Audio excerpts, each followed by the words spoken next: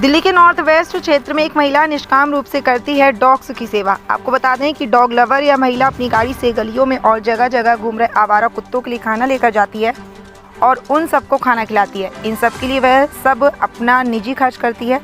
अपनी कमाई का एक बड़ा हिस्सा ये इन आवारा कुत्तों की भूख मिटाने में लगाती है। बता दें कि यदि इन्हें कोई कुत्ता चोटिल मिलता है तो उसे भी अपने घर ले जाती है और उसका पूरा इलाज भी करवाती हैं। उनके घर के आसपास भी बड़ी संख्या में आवारा कुत्ते रहते हैं जिनको हर रोज़ खाना खिलाती है। इनका कहना है कि गली के कुत्ते जो आवारा घूमते हैं वह अक्सर भूखे होते हैं। यदि सभी दुत्कारेंगे तो वह कैसे जिंदा रह पाएंगे और कौन उन्हें खाना खिलाएगा। आपको बता दें कि इसलिए जहाँ भी इन्हें इस तरह से स्ट्रीट डॉग दिखाई देते हैं वहाँ पर ये खाना खिलाती हैं और साथ ही आवारा फीमेल डॉग्स के बच्चों के लिए भी सर्दी आदि में व्यवस्था करती हैं। राजधानी दिल्ली की बात करी जाए north west area Adarsh Nagar में रानी सिंगल एक मैडम है जो कुत्तों को खाना खिलाती हैं और रोडों पे बीमार हो जाती है या एक्सीडेंट हो जाता है तो अपने पैसे लगाकर उनको इलाज कराती है। एक जगह नहीं, करीबन 15 से 20 जगह बना रखी है। उनको दूध, ब्रेड, कई ऐसे अनेक सामान खिलाती हैं। उनको लेकर कई लोग हैं जो कुत्तों को मारते फिरते हैं। जैसे इन्होंने कहा कि अपने बच्चे से जिस तरह से प्यार होता है उसी तरह कुत्ते से प्यार है। आइए एक बार उनसे बात करके देखते हैं कि उनका क्या कहना है।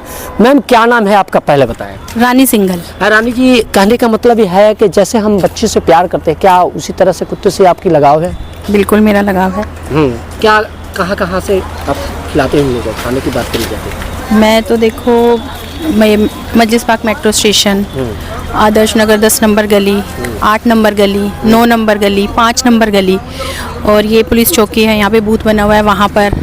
ये पीछे एक और मेट्रो स्टेशन है जहाँ काम हो रहा है मेट्रो स्टेशन का, वहाँ पर जल बोर्ड, ये सब जगह मैं फिट कराती हूँ। अच्छा, देखा जाए कि जब खिलाने जाते हैं कई ऐसे समस्या आती है गली के आसपास के लोगों जो उसके लेकर विरोध करते हैं। क्या आपके साथ भी इस तरह से घटना घटी है? हाँ बिल्कुल। जैसे मैं फीड कराने जाती हूँ तो वो कहते हैं आप प्लीज़ यहाँ पे मत कराइए, थोड़ी सी आगे कराइए, आप हमारे घर के आगे फीड मत कराइए। अच्छा। तो मैं कहती हूँ ये तो आपकी गली के ही डॉग है, मैं तो सिर्फ फीड करा रही हूँ इनको, मैं तो अपने साथ तो लाई नहीं इनको। तो फिर भी वो कहते हैं प्लीज़ मैम आप यहाँ पे मत कराइए। अच्छा। लगभग कितने होंगे डॉग की बात करी जाए, कितने डॉग होंगे? जब आपने बताया कि 10 से 12 जगह बना रखे पॉइंट खिलाने के लिए, कितने डॉग होंगे लगभग? कम से कम 150 के करीब तो होंगे। 150। अब देखा जाए कि यहाँ समस्या ये आता है कि जो छोटे बच्चे हैं उनके लिए सर्दी का टाइम है, समस्या लगातार देखा जाए। जो इंसानों को सर्दी लग सकती है तो उनको भी लग सकती है। क्या उनके लिए भी कोई व्यवस्था आप देख रहे हैं? रोडों की बात करी जाए, कहीं की बात करी जाए? देखिए, जहाँ मुझे पता है मैं उनके लिए कपड़े लाती हूँ और उनको पहना देती हूँ, क्योंकि मुझे पता है ठंड का मौसम है। या मैं बोरीज लाती हूँ, जैसे उनके लिए बिछा देती हूँ, कंबल ले आती हूँ। तो जहाँ जहाँ मुझे पता है मैं वहाँ बिछा देती हूँ।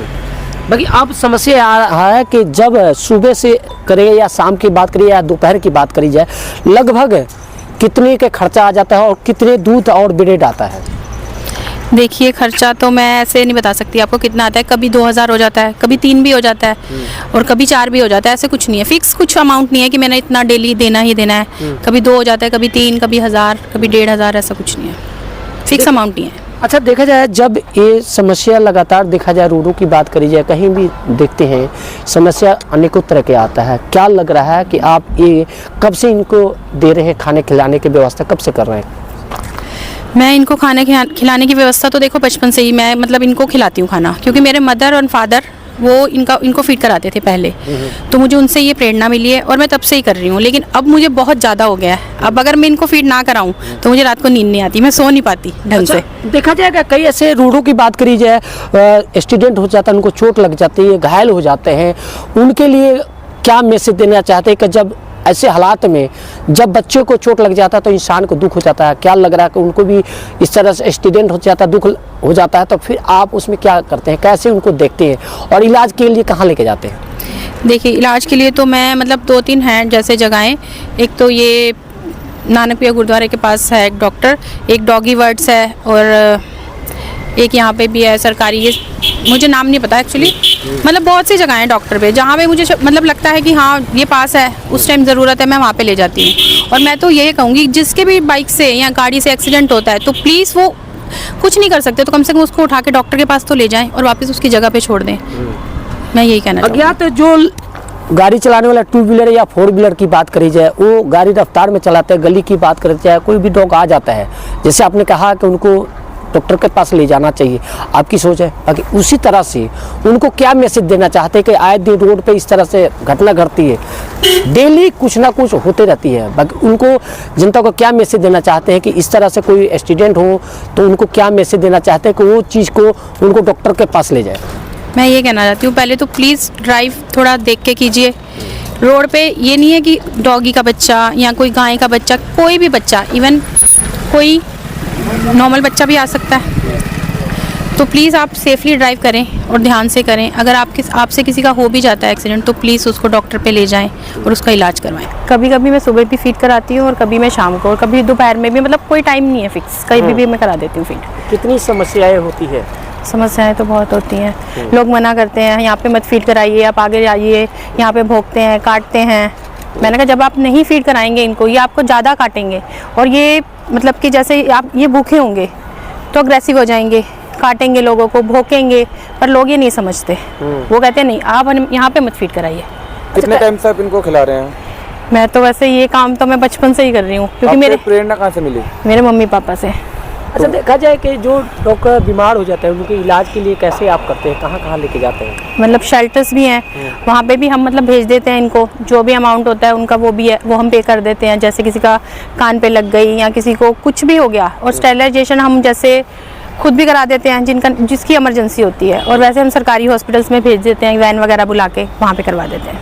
अभी देखा जाए समस्या लगातार, कई लोग ऐसे हैं जो डॉग को मारते हैं, पीटते हैं, नहीं खाना पीना नहीं देते, वहाँ तो समस्या ज़्यादा गंभीर हो जाती है। हाँ। आपके लिए वहाँ कैसे मूवमेंट करना पड़ता है? देखिए, मैं वैसे अभी तक मेरा कोई ऐसा हुआ नहीं कि जहाँ पे मेरी ज़्यादा मतलब किसी से बहस हुई हो या लड़ाई हुई हो। मना करते हैं लोग, ये बात बिल्कुल है, लेकिन मैं फिर भी उन्हें बोलती हूँ, मैं कहती हूँ अगर ये हम नहीं इन्हें खाना देंगे तो कौन देगा, इन्हें कौन खाना खिलाएगा? ये भी तो मतलब इनमें भी जान है, इनको भी भूख लगती है। अगर आप इन्हें खाना नहीं देंगे, ये अग्रेसिव होंगे, आपको काटेंगे, बाइट करेंगे, भौंकेंगे, पर कोई नहीं समझता। कोई समझ जाता है, कोई नहीं समझता। अच्छा, अब देखा जाए कि अभी जो फिलहाल में जो छोटे छोटे बच्चे हैं उनकी सर्दी का टाइम है, समस्या अब तो गंभीर हो गई, क्योंकि लगेगा तो उनके लिए कोई व्यवस्था आप लोग किया है? देखिए, जहाँ पे हमें पता है वहाँ पे हम जैसे कि काटन आते हैं वो रख देते हैं, कोई घर बना देते हैं जहाँ पे हमें पता है पपीज़ हैं, वहाँ पे उनकी मदर के लिए हट बना देते हैं, उन्हें कपड़े पहना देते हैं सर्दियों में, ये सब कर देते हैं हम। लेकिन जहाँ हमें पता है वहीं पे, जहाँ नहीं पता देखिए हम तो वहाँ कुछ कर नहीं तो सकते। इसमें जो भी आपका खर्चा होता है ये क्या आप अपनी पर्सनल इनकम से करते हैं? मैं पर्सनल इनकम से ही करती हूँ। डेली के कितने के लगभग दूध ब्रेड लग जाता है? मैं डेली का आप लगा लीजिए आइडिया 25 किलो के आसपास। 25 किलो? 20-25 किलो।